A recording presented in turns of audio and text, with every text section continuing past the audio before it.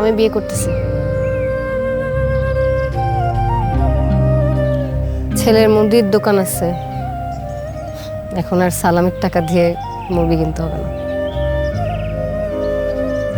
মুরগিতে লবণ কম হলে বলে দিব, দোকান থেকে নিয়ে আসবে। এসব বলার জন্য ডাকছো তুমি আমাকে? না, তুমি না আমাকে বলতা বিয়ে করে ফেলো, বিয়ে করে ফেলো। করতেছি আমি বিয়ে, তুমি আসলে আমি খুশি হব।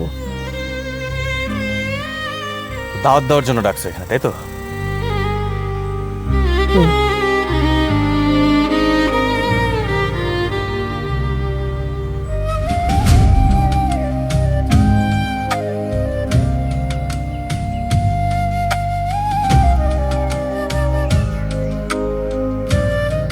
একটা কথা জিজ্ঞেস করব, সত্যি কথা বলবা?